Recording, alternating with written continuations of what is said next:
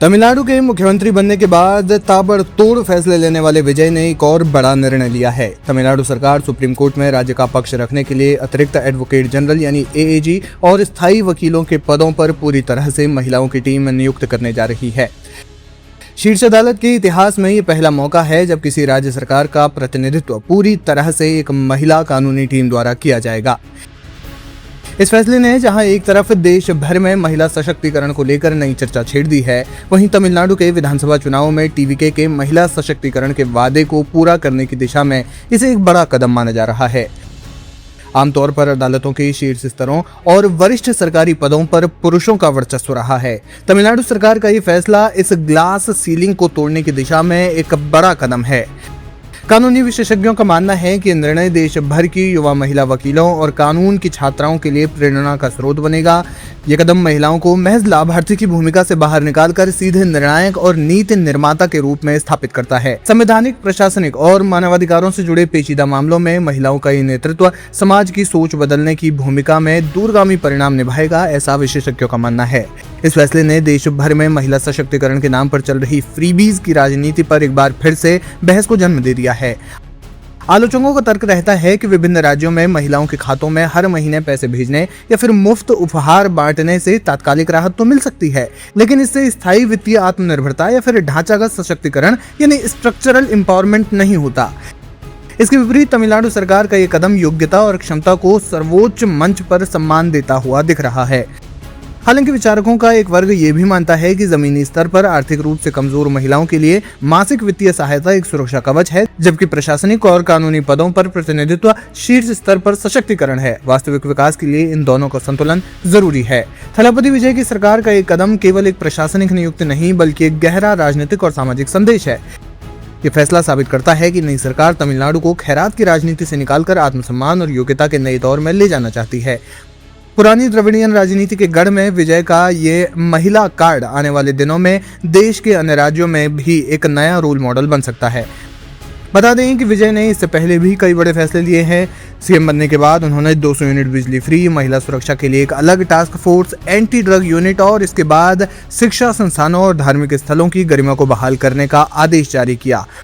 उन्होंने अधिकारियों को सख्त निर्देश देते हुए कहा कि सभी स्कूलों, कॉलेज और पूजा स्थलों और बस अड्डों के 500 मीटर के दायरे में आने वाली सभी सरकारी शराब की दुकानें तत्काल प्रभाव से बंद कर दी जाएं।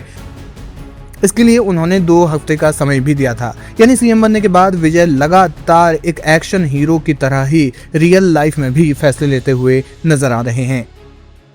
फिलहाल महिला सशक्तिकरण को लेकर विजय सरकार के इस महत्वपूर्ण फैसले पर आपका क्या है कहना, हमें कमेंट सेक्शन में जाकर जरूर बताएं।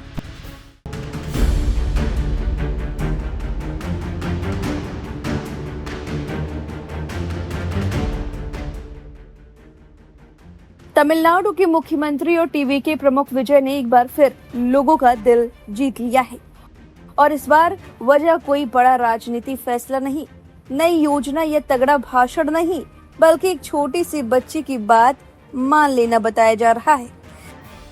सीएम बनने के बाद से ही विजय लगातार अपने अलग अंदाज को लेकर चर्चा में हैं।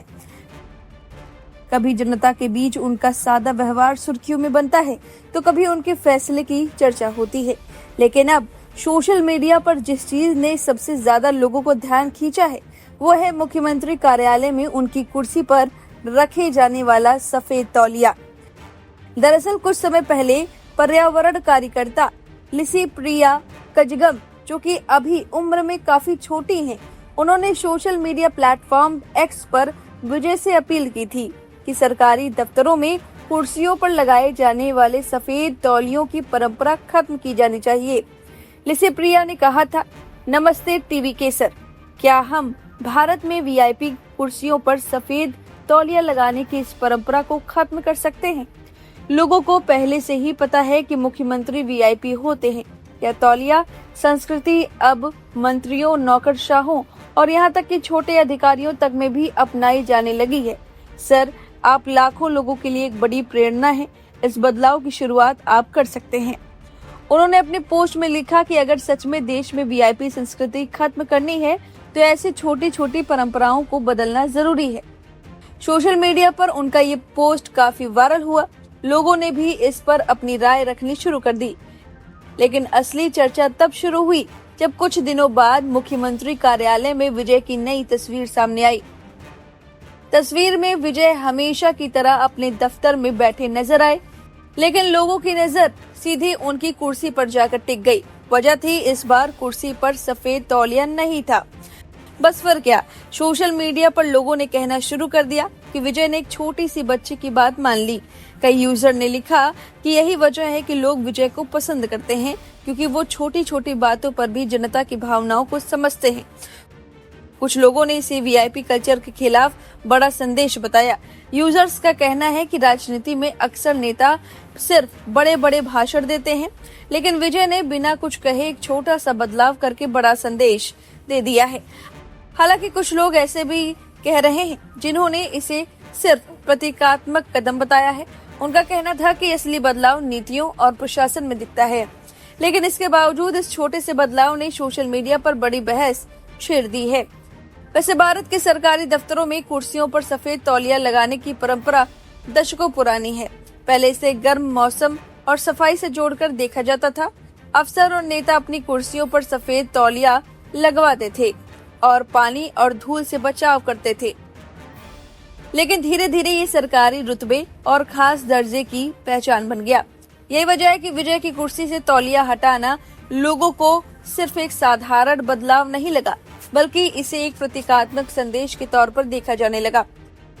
वैसे भी विजय थलापति का हर अंदाज उनके फैंस को खूब पसंद आता है। फिल्मों से लेकर उनका स्टाइल, जनता के बीच उनकी एंट्री हो या फिर राजनीति में उनका अलग तरीका, हर चीज सोशल मीडिया पर वायरल हो जाती है। अब एक सफेद तौलिया हटाकर भी उन्होंने लोगों का ध्यान अपनी तरफ खींच लिया है। दिलचस्प बात यह है कि जिस चीज पर शायद पहले भी किसी की नजर नहीं गई होगी, किसी ने गौर तक नहीं किया होगा, अब वही पूरे देश में चर्चा का विषय बन गई है। और यह दिखाता है कि राजनीति में कभी कभी छोटे कदम भी लोगों की दिल जीत लेते हैं। अब इस खबर पर आपकी जो भी राय है कमेंट करके जरूर बताएं। बने रहिए लाइव हिंदुस्तान के साथ।